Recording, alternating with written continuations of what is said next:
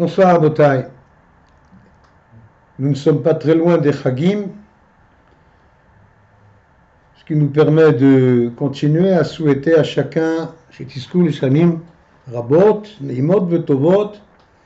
De toute façon, on peut le souhaiter toute l'année. Nous allons essayer d'étudier un petit passage dans la paracha de Noach qui va nous amener également à commenter un passage de la paracha d'avant, la paracha de Bereshit. Tout le monde sait que Noach a construit l'arche, lui et sa famille, avec quelques spécimens de pratiquement chaque espèce d'animal ou de volatile, ont été introduits dans l'arche, y ont trouvé la vie sauve pendant toute la période du déluge. Puis Hachem dit à Noach, sors de l'arche, toi, ton épouse, etc., ainsi que tous les animaux.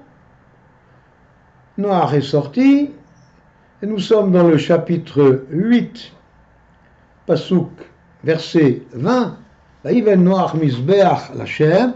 Noach a construit un Mizbeach, un autel pour Dieu. Vaïkach Mikol HaBehema Tohora.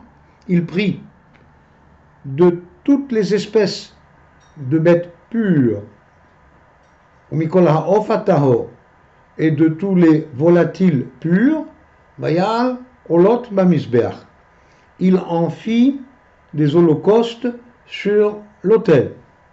Pasuk suivant, Vayarach Hashem Edreach Anichwach, ce que l'Unkelos traduit, Vekabil Hashem Bera'ava Yad Kurbane. Hashem accepta de bon gré son sacrifice. Vayomer Hashem El Libo. C'est là que commence le passage difficile que nous allons essayer de commenter. Hachem s'est dit. Hachem a parlé à son cœur, ça veut dire Hachem s'est dit. Lo osif le kalel rod. Je ne continuerai pas à maudire encore et un adama, la terre, ba'avour ha'adam. On a tendance à traduire Ba'avour Adam à cause de l'homme. La terre a été maudite à cause de l'homme. Ba'avour Adam. Ça va poser un problème que nous allons tout de suite soulever une fois que nous aurons terminé le pasuk. Qui, car, Yetzer, le penchant, Leva Adam, du cœur de l'homme, Ra. Il est mauvais, Minne'u Rav. Normalement, le nahar c'est le jeune homme. La nahara, c'est la jeune fille. C'est minne ou rav. Rashi, il dit Misheninahar la tset mimeimo. Dès qu'il a été expulsé de la matrice de sa mère, Nitan bo Yetzerara. Yetzerara a été placé en lui. Alors que nos textes nous enseignent, le Yetzeratov, lui, il vient avec du retard.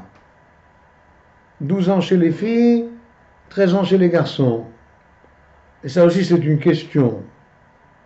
Pourquoi cette apparente injustice? Le Yetzerara, il est là depuis le départ et le Yetzeratov ne vient que 12-13 ans plus tard. Mais dans ce texte-là, on ne comprend pas ce que Akadosh Baruch Hu est en train de dire. Je vais le reprendre. Hashem El Libo, Hashem s'est dit, je ne vais pas continuer ou recommencer à maudire encore la terre. Ba'avour ha'adam. Ba'avour ha'adam, je l'ai traduit parce que c'était pratique, à cause de l'homme. Ben oui, quand on maudit la terre, c'est à cause de l'homme. Le problème, c'est que pour dire à cause, en hébreu, on ne dit pas ba'avour. On dit biglal. Problème soulevé par plusieurs commentateurs. Biglal Adam, à cause de l'homme. Ba'avour, c'est en faveur de. Pour le bénéfice de. Dans l'intérêt de. Alors, je ne continuerai plus à maudire encore la terre en faveur de l'homme, faveur, pour le bénéfice de l'homme,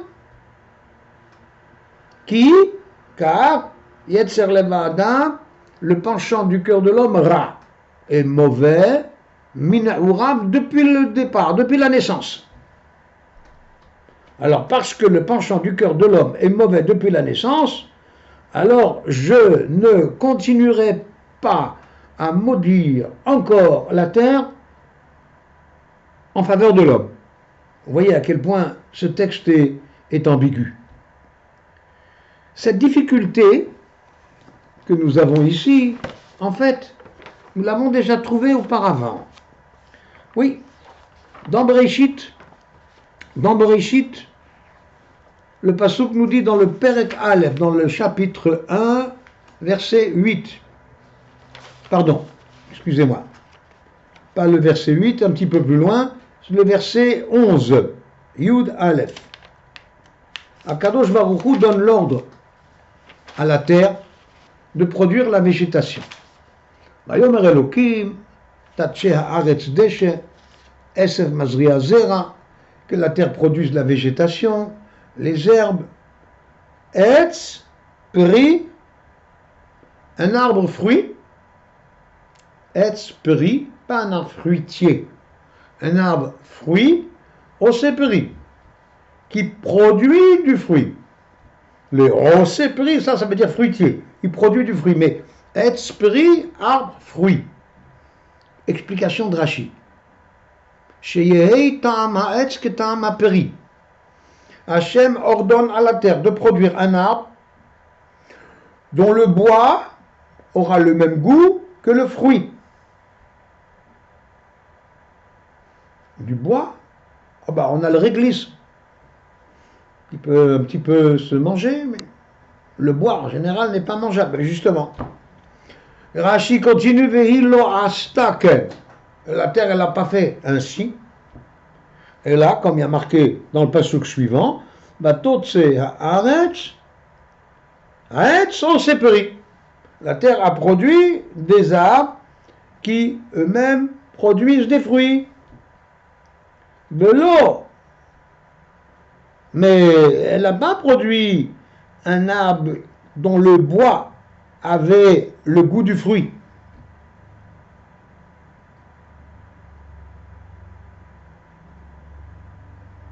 C'est pourquoi, dit Rashi, quand l'homme a été maudit pour la faute qu'il avait commise, Nifkeda gamhi al avona, la terre aussi a eu un rappel sur sa faute, Venit Kalela, elle a été maudite. Alors, on n'y comprend rien. D'abord, depuis quand est-ce que la terre elle a une conscience? Depuis quand la terre peut-elle obéir ou désobéir? Qu'est-ce que c'est que cette histoire? Et puis, à supposer que la terre, au départ, on va dire, au départ, la terre avait une conscience, elle pouvait obéir ou désobéir. Pourquoi n'a-t-elle pas été punie tout de suite? Pourquoi a-t-il fallu attendre que l'homme faute, et alors, une fois que l'homme est maudit, on maudit la terre aussi? Bizarre. Et regardons de près. Quand Hachem va dire à Adam sa punition, parce qu'il a mangé le fruit défendu, comment va-t-il exprimer? Nous sommes là dans le chapitre 3, verset 17, où Adam Amar, et Hachem a dit à l'homme, Ki shamata le kol ishtecha, parce que tu as écouté la voix de ta femme, et tu as mangé de l'arbre dont je t'avais ordonné. En ces termes, l'otochal mimenu, où tu n'en mangeras point. Arura ha'adama ba'avurecha, la terre est maudite, de nouveau, ba'avurecha, si je traduis correctement, en ta faveur, dans ton intérêt. Be'itzavon tochalena, c'est avec peine et effort que tu pourras l'exploiter tous les jours de ta vie. On maudit la terre à cause de la faute, mais Ba'avurecha. Encore le même Ba'avurecha que dans Noach. Ici, dans Bereshit, le Malbim explique qu'au départ, la terre était dotée d'une puissance absolument extraordinaire. Cette puissance lui permettait de produire sans que l'homme n'ait à investir le moindre effort. Et tant que l'homme était presque un ange, avant qu'il n'ait goûté aux fruits défendus, ça ne posait pas de problème. Parce que toute la nature de l'homme le poussait vers le service de son Créateur. Tout le poussait dans cette orientation qui lui fait désirer la proximité avec son Créateur. Donc le fait que la terre soit si riche, si puissante, si prolifique, sans le moindre effort, ça ne posait pas de problème. Mais à partir du moment où il a fauté, et en fautant, il a introduit en lui le Yetzer Hara, qui avant la faute était en dehors de lui. Attention, un Yetzer Hara en dehors, on peut l'écouter, c'est exactement ce qu'il a fait. Le Yetzer Hara représenté par le serpent, il l'a écouté et il a fauté. Mais il n'y avait pas de confusion entre ce qu'étaient les désirs du mauvais penchant et ses désirs personnels. Son identité personnelle à Adam ressemblait beaucoup plus à celle d'un ange qui ne rêve que de la proximité avec son Créateur, que de celle du serpent qui ne sert qu'à éloigner l'homme de son Créateur. C'était clair dans son esprit que cela l'intéressait. Comment le serpent s'y est pris pour le convaincre quand même, c'est une autre histoire dont nous ne parlerons pas cette fois-ci. Alors qu'une fois qu'il a mangé le fruit défendu, le serpent s'est glissé en lui. Le Yetzer Hara s'est glissé en lui.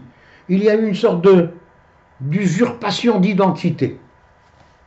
Le Yetzer Hara parvient à nous faire croire que ce que lui il veut, c'est ce que nous voulons. Que ses désirs sont les nôtres. Ses orientations, ses aspirations sont les nôtres. Quand on s'est transformé avec un Yetzer Hara en nous, on est devenu un être dangereux. Cet être dangereux qui est devenu plus pesant, plus attiré par certaines forces, si il trouve un monde facile, un monde où il suffit de tendre la main pour cueillir le fruit, pas besoin de labourer, pas besoin de semer, pas besoin de moissonner, tout est facile. Ouh là là, il risque d'aller très très loin dans la mauvaise direction.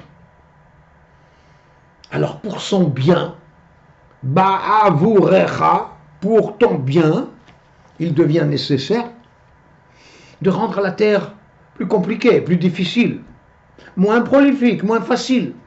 Il va falloir que tu l'exploites maintenant avec peine.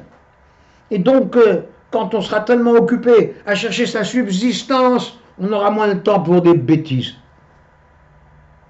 Les statistiques montrent que la plupart des bêtises se commettent dans les périodes où les gens ne travaillent pas.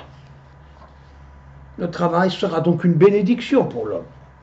Voilà comment le Malbim l'explique dans Bereshit, mais ça nous a expliqué donc le Ba'avurecha pour ton intérêt, pour ton bénéfice, mais ça ne nous a pas expliqué comment la terre peut désobéir, fauter, qu'est-ce que ça veut dire, et comment expliquer le passouk dans Noach, je ne continuerai plus à maudire la terre encore.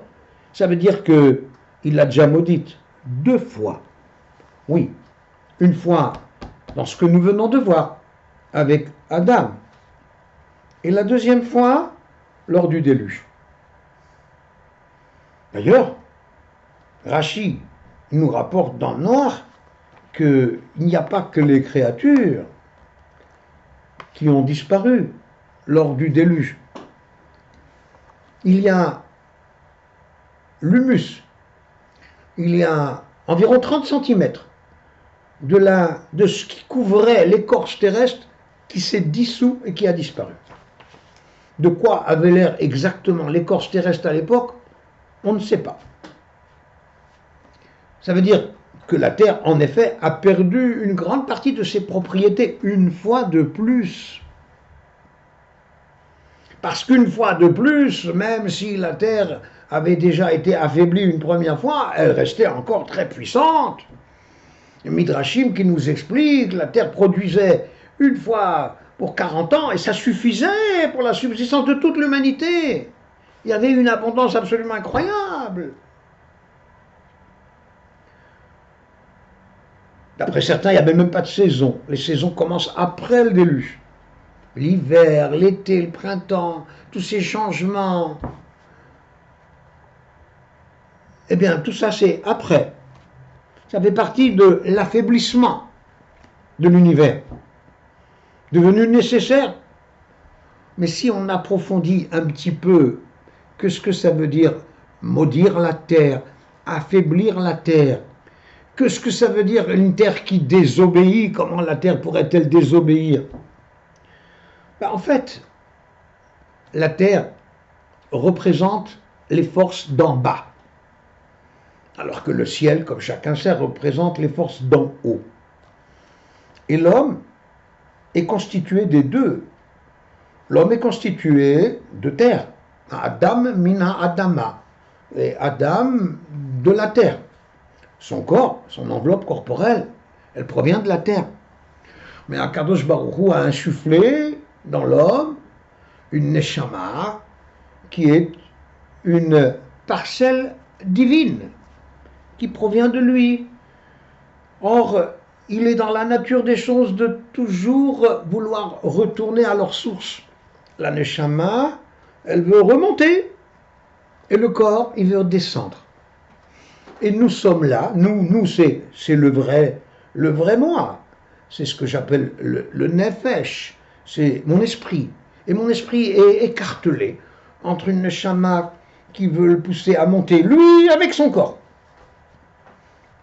et les forces matérielles qui sont là pour tirer vers le bas avec tout ce que cela implique.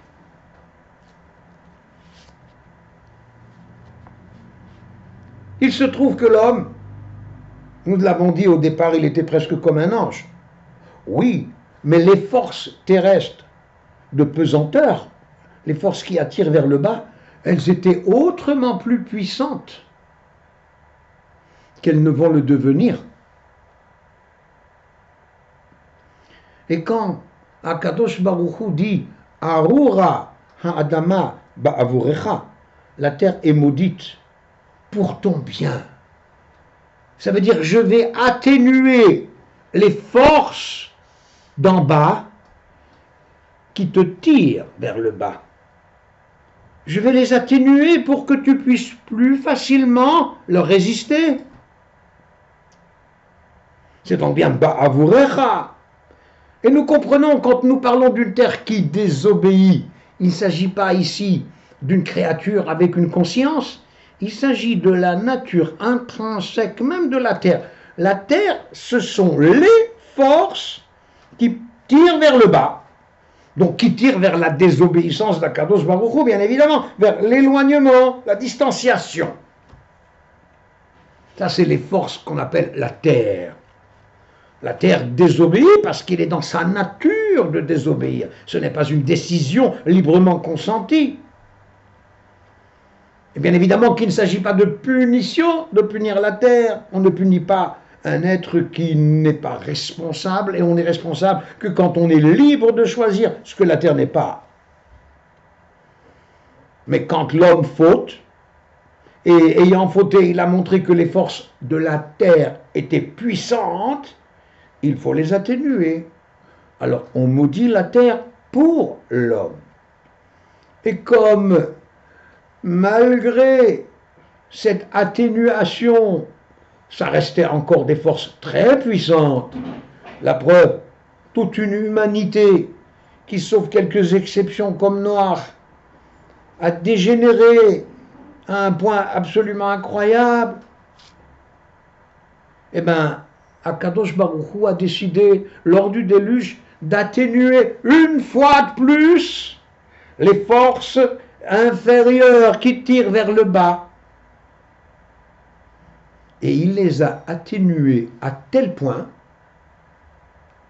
que dorénavant, il ne sera plus jamais nécessaire de le refaire une troisième fois. Parce que si cela se faisait une troisième fois, cela annulerait totalement le libre arbitre de l'homme. Parce que les forces de pesanteur, comme nous les avons appelées, seraient alors si affaiblies qu'il n'y aurait plus d'équilibre entre les forces qui tirent vers le haut et celles qui tirent vers le bas. Et donc, Akadosh Baruch Hu dit, Lo osif od le kalel et adama. Je ne recommencerai plus une troisième fois à affaiblir la terre. Et il explique qui Yetzer lev ha'adam ra, car tu sais ce qui permet au Yetzer hara de s'installer dans l'homme et d'avoir sur lui encore une emprise, c'est mine ou raf. C'est parce que le Yetzer hara, on lui a donné de l'avance. Vous savez, quand un adulte il fait la course avec le petit, il lui dit bon, tu prends quelques mètres d'avance. Normal. Ben, le Yetzer hara, il a fallu lui donner de l'avance. Parce que les forces du mal ont été à ce point atténuées que si on ne lui donnait pas cette avance, il n'aurait aucune chance. C'est parce que l'être humain ne naît pas avec une conscience, il ne naît pas avec le date, avec la compréhension, avec l'intelligence. Il naît bébé. C'est ce qui donne au Yetzer hara sa chance de s'installer, de s'enraciner. Et après, nous avons la lutte à mener. Mais si Akadosh Baruch Hu atténuait encore les forces inférieures, Yetzer hara, il aurait plus son mot à dire. Ce ne serait plus du jeu. Voilà pourquoi Hachem dit, je ne vais pas continuer encore une fois à atténuer les forces de la terre en faveur de l'homme, car si le penchant du cœur de l'homme est mauvais, ça n'est dû qu'au fait qu'il est présent depuis sa naissance, depuis l'expulsion de la matrice, le Yetzer hara s'installe, alors que le Yetzer Tov ne viendra que plus tard. En d'autres termes, le Da'at ne viendra que plus tard. C'est ce qui permet au Yetzer hara d'avoir encore. Mais si j'atténuais encore, le Yetzer hara aurait perdu toutes ses chances. Terminons, si vous voulez bien, avec un Pirkei de Rabbi Eliezer. Dans Pirkei de Rabbi Eliezer, on nous parle de Rabbi Shimon ben Lakish. Beaucoup, certainement, sont au courant de la Gemara dans Baba Metzia, qui nous raconte que Rabbi Shimon ben Lakish était un chef de brigands. Ouais. Un homme doté d'une force, on dirait, herculéenne. À son époque, il y avait Rabbi Yochanan, le grand Amora. Rabbi Yochanan, entre autres particularités, avait celle d'être d'une beauté exceptionnelle. Et d'après certains, il n'avait même pas de barbe. Il était en train de se baigner, dit la Gemara. Et Rabbi Shimon ben Lakish a vu de loin un si beau visage, il a cru qu'il avait affaire à une dame. Il a fait un bond pour traverser tout le fleuve. Il s'est retrouvé auprès de Rabbi Yochanan, il s'est rendu compte de sa méprise. Mais quand Rabbi Yochanan a vu cette force, il a dit « Hey, lech leoraita » Ouais, cette force-là, tu devrais la consacrer à la Torah. Et Rabbi Shimon ben Lakish lui dit « Toi, ta beauté, c'est bon pour les dames. Qu'est-ce qu'un monsieur a à faire avec une telle beauté ?» Rabbi Yochanan lui dit « Tu sais quoi? J'ai une sœur, elle est plus belle que moi. si tu t'engages à étudier Torah, je te promets de lui proposer le mariage avec toi. Top là! Il accepte la proposition. Oh, je passe les détails qui sont dans la Gemara. Il est rentré au Beth Midrash. Il s'est mis à étudier Yomam Balayla, jour et nuit. Il a épousé la sœur de Rabbi Yochanan. Il a été son élève. Puis il a atteint un degré de connaissance et de sagesse quasiment égal à celle de son beau-frère Rabbi Yochanan. Ça c'est dans la Gemara Baba Metzia, il y a une suite qui n'est pas pour maintenant. Pirkei de Rabbi Eliezer nous dit la chose suivante. Quand Rabbi Shimon ben Lakish est mort, tous ses anciens collègues sont morts avec lui. On ne connaît pas les desseins du ciel. C'était le temps de mourir pour toute la bande. Ah, bien évidemment, lui, il est arrivé là-haut, on l'a fait rentrer au paradis. Et les collègues, on les mène vers le Gehinom, vers l'enfer. Alors, les collègues, ils soumettent une doléance. Mais voyons, nous étions collègues, on a fait les 400 coups ensemble, pourquoi lui, paradis? Lui, il a fait teshuva. Alors ils disent, ah bah, laisse-nous une journée et nous ferons teshuva nous aussi. Et Hachem leur répond, teshuva c'est en bas, ici c'est trop tard. Vous savez, quelqu'un a une fois voyagé dans un avion, un monsieur, un homme d'affaires, il était assis en classe affaires, il a vu quelqu'un qui était assis devant lui en train de tripoter tous les gadgets. Il a tout de suite vu à son attitude, ce n'était pas un habitué. Quelqu'un qui a découvert la classe affaires. Alors il se doutait de ce qui allait se passer. En effet, dans les 5 minutes qui suivent, le steward qui arrive et qui demande « Est-ce que je peux voir votre billet, s'il vous plaît ?» Alors l'autre lui montre le billet, il dit « Monsieur, vous êtes en classe touriste, vous devez aller derrière. » Il dit « Mais je suis très très bien ici, je voudrais rester. » Il dit « Vous ne pouvez pas parce que votre billet... » Alors il sort un portefeuille avec du grosses liasses de dollars. Il dit, je suis prêt à payer ce qu'il faut, mais je voudrais rester ici. Et le steward qui lui répond, mon cher monsieur, quand vous êtes sur terre, vous pouvez aller voir votre agent, vous pouvez obtenir tout ce que votre argent vous permet d'obtenir. Une fois arrivé au ciel, c'est trop tard. Voilà le steward qui a fait ici une sikha de Moussar, dont on peut tirer des leçons. Akadosh Baruch Hu a dit aux confrères de Resh Lakish, si c'est trop tard. Mais qu'est-ce qu'ils s'imaginaient eux? Tu nous donnes une journée, on fait tchouva? Tu nous donnes une journée, on fait tchouva? Mais Rabbi Shimon ben Lakish, il a travaillé pendant des dizaines d'années, jour et nuit. Combien de jeûnes il a tenu? Combien de prières pour se faire pardonner? Et eux, ils veulent comme ça en une journée? Ils se sont rendus compte, parce qu'ils étaient dans le monde de vérité. Là-haut, c'est le monde de vérité. Qu'en vérité, c'est pas si compliqué que ça. Akadosh Baruch Hu a atténué à ce point les forces de la terre que si on réalise que ce que le Yetzer Hara arrive à faire, c'est à faire illusion. À nous faire croire et à nous persuader que c'est dur, c'est compliqué.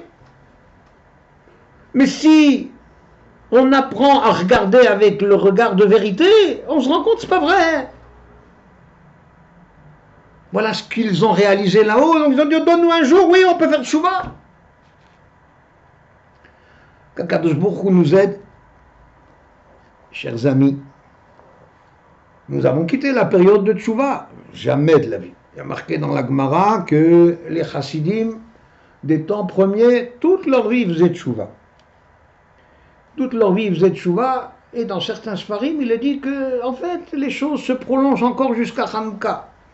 Toutes les choses que nous avons commencées en Elul, les continuer en Tishri, se prolongent encore jusqu'à Hanouka. Ben oui, parce que on a eu période de fête, période d'élévation spirituelle, etc. Alors que là, nous allons avoir une période normale. Ben, on va voir dans cette période normale comment nous savons mettre en application tout ce que nous avons essayé d'absorber pendant la période spéciale. Et alors, ça pourra jouer avec l'aide d'Hachem pour que nous trouvions en effet le moyen de se rapprocher, parce que le moyen est à notre disposition. De Surot Tovot chez tout le monde, que des bonnes nouvelles. Torah Box, c'est une véritable yeshiva en ligne qui va vous permettre d'étudier les textes de référence dans les mots Talmud, Livre des prophètes, Chassidut, Moussar, Pensée juive, Halakha. Des dizaines d'œuvres disponibles avec pour chacune d'elles un enseignement adapté. En un seul clic, où que vous soyez, à n'importe quelle heure du jour ou de la nuit. Étudiez enfin tous les sujets que vous avez toujours rêvé d'approfondir. Alors, travailler le GAN, c'est la socle des livrets Torah, c'est travailler les paroles de l'étude de la Torah. Et c'est quoi garder le GAN? C'est l'ishma, mitzvota, de garder les mitzvot. Aujourd'hui, la Torah n'a jamais été aussi proche de nous.